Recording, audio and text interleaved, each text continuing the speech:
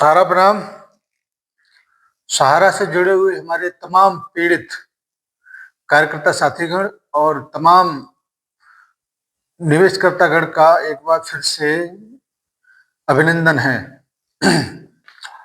दोस्तों, राजनीति और व्यवसायी का ये जो गठबंधन है ये बहुत ही महत्वपूर्ण है, क्योंकि इससे कई सारे लोगों के जीवन जुड़े होते हैं और वो गिने चुने नहीं होते, करोड़ों की संख्या में होते हैं, लाखों की संख्या में होते हैं।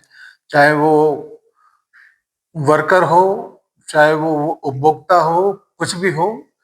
और जब राजनीति में बैठे हुए शख्स की अगर निगाह टेढ़ी होती है तो निश्चित रूप से उन सभी के भविष्य को दांव पे लगा दिया जाता है। एक छोटा सा वाकया मैंने पढ़ा कहीं पे, 1950, 51, 52 की बात रही होगी, जब हमारी संसद में हिंदू कोड बिल लाए जाने वाला था। तो उस वक्त कई सारे उद्योगपति थे, टाटा, बिरला, डालमिया और भी कई सारे थे। उनमें से केवल और केवल डालमिया ने उस हिंदू कोड का सपोर्ट किया था। और मैं स्पष्ट कर देना चाहता हूं, यहाँ पर मैं किसी भी सांप्रदायिक मामले को लेकर कुछ भी टिप्पणी नहीं करने जा रहा, केवल और केवल समझाने की कोशिश किया जा रहा है कि उस कोड बिल, हिंदू कोड पर जिसको नेहरू जी लाने वाले थे, उसका विरोध किया डालमिया जी ने। और उस वक्त कहते हैं कि उनका कारोबार 1 लाख करोड़ से भी अधिक का था। उन्होंने कई सारे लोगों को, जो नई नई पार्टियां जो बनना था, उसमें फंडिंग का काम किया था। इससे जवाहरलाल नेहरू काफी गुस्से में थे और फिर उनका गुस्सा धीरे धीरे डालमिया ग्रुप पर जब जाने लगा तो कई सारे लोगों की रोजी रोटी, कितने लोग उसके ऊपर डिपेंड थे, और धीरे धीरे करके उस ग्रुप का सत्यानाश कर दिया। 1 लाख करोड़ जो उस वक्त गिने चुने लोगों के पास था, उसमें से डालमिया जी प्रमुख थे और उनके साम्राज्य को विध्वंस बना दिया। यानी कि सीधा सीधा सा फंडा ये हुआ कि राष्ट्रवाद का जो ठेकेदारी है वो केवल और केवल राजनेताओं ने ले रखा है। कोई भी बिजनेसमैन अगर राजनीति में हस्तक्षेप करता है तो निश्चित रूप से उनका हस्त्र डालमिया जैसा ही होगा। लेकिन हमारे साराश्री जी ने उस वाकया से शायद कोई सबक नहीं सीखा और राष्ट्रवाद की बात करते करते आज कई सारे राजनेताओं के और कई सारे राजनीतिक पार्टियों के निशाने पर पहुंच गए। तो सहारा ग्रुप का भी हश्र लगभग लगभग वही कर दिया गया जो डालमिया का किया गया। आज टाटा, बिरला, अंबानी, चाहे वो अडानी, ये तो बहुत बाद में आए हुए हैं। टाटा, बिरला, डालमिया ये पहले कारोबारी थे। उन सभी कारोबारियों में से डालमिया जी ने राष्ट्रवाद के हित को देखते हुए कई सारे लोगों को सपोर्ट किया। तो नतीजा ये निकला कि उनके साम्राज्य को ध्वस्त कर दिया गया। आज कहीं पर भी डालमिया जी का नाम शायद ही लोगों को सुनने में आता हो। ऐसे ही सहारा ग्रुप, सहारा साम्राज्य राष्ट्रवाद के पद चिन्हों पर चलने का कोशिश किया और नतीजा ये निकला, चाहे पार्टी कोई भी हो, चाहे नेता कोई भी हो, ठेकेदार है वो राष्ट्रवाद का। और कोई भी उद्योगपति अगर उसके परिक्षेत्र में अगर हस्तक्षेप करता है तो निश्चित रूप से डालमिया और साराश्री उसके अपवाद बनते हैं और उसके शिकार बनते हैं। तो मेरा कहने का तात्पर्य केवल और केवल यही है कि हम करोड़ों लोग इस उम्मीद के साथ बैठे हैं कि आज नहीं तो कल माने सुप्रीम कोर्ट न्याय देगा।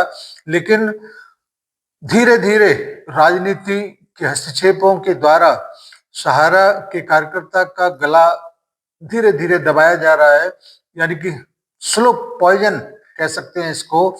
और धीरे धीरे करके आज हर एक कार्यकर्ता, करोड़ों निवेशक इस पोजीशन पे पहुंच चुके हैं जहां पर उनको समाप्त किया जा रहा है।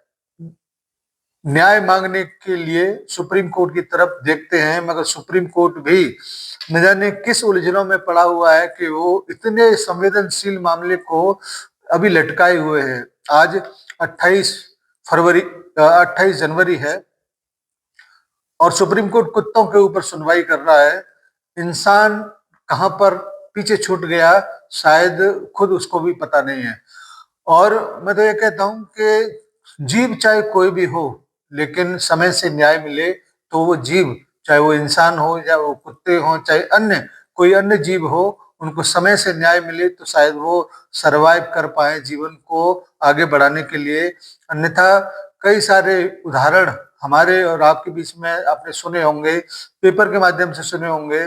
सहारा के धन के अभाव में कितने लोग आज परलोक सिधार गए और धीरे धीरे कहीं ना कहीं से हर रोज ये शिकायत सुनने को मिलता है या कहीं से खबर सुनने को मिलता है कि आज वहां पर कार्यकर्ता गुजर गया, किसी को हार्ट अटैक हो गया, कोई बीमारी में खत्म हो गया बिना पैसे के।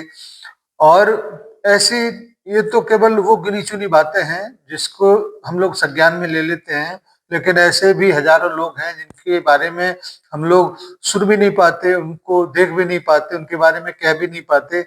ऐसे भी हैं क्योंकि करोड़ों लोगों में से, लाखों लोगों में से कार्यकर्ता हो चाहे वो जमा करता हो, धन की आवश्यकता सभी को है और धन फंसा के रखा है रेगुलेटरों ने, सरकार ने। और सबसे बड़ा जो एक तरीके से रुकावट अगर किसी ने कर रखा है तो सुप्रीम कोर्ट के आदेशों ने। अगर सुप्रीम कोर्ट समय रहते कुछ उचित आदेश पारित करता तो शायद ये नौबत नहीं आती। सुप्रीम कोर्ट तुरंत संज्ञान ले लेता है कभी कभी छोटी छोटी वारदात जब हो जाती है, कहीं कोई घटना हो जाती है, लेकिन करोड़ों लोग इससे प्रभावित हैं, लाखों कार्यकर्ता रोजी रोटी के बगैर भूखमरी के कगार पे हैं, लेकिन कोई भी जज इन सभी लोगों के बारे में कतई सोचता नहीं है।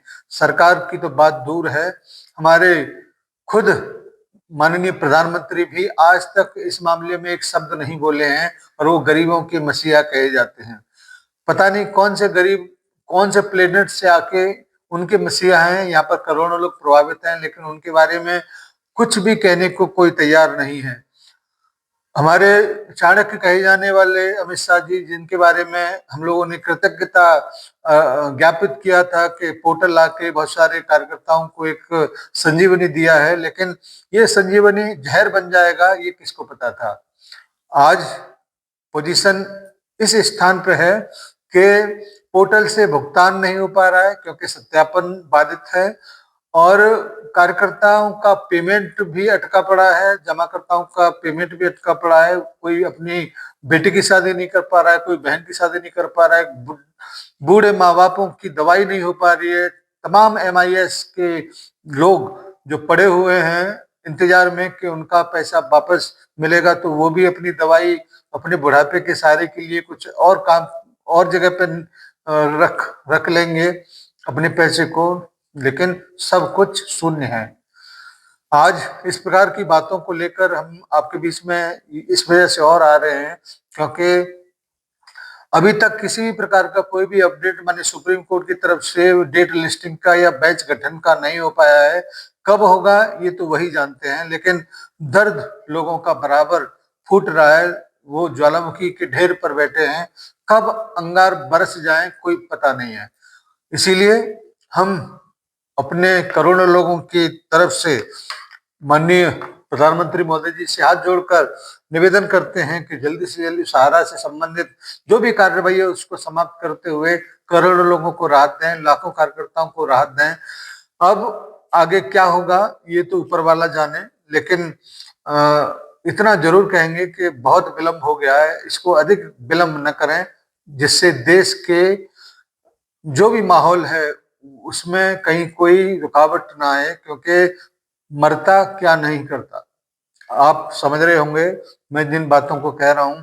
कभी लाखों लोग सड़क पर उतरते हैं तो निश्चित रूप से हमारे देश की प्रगति में बाधा उत्पन्न होगी, लेकिन उन करोड़ों लोगों के जीवन के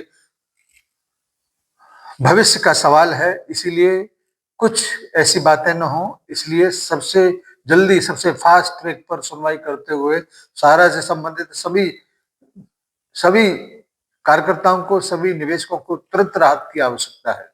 धन्यवाद आज के इस छोटे से वीडियो के लिए। आप सभी को सादर सारा प्रणाम, सादर नमस्कार, जय हिंद, सादर सारा प्रणाम।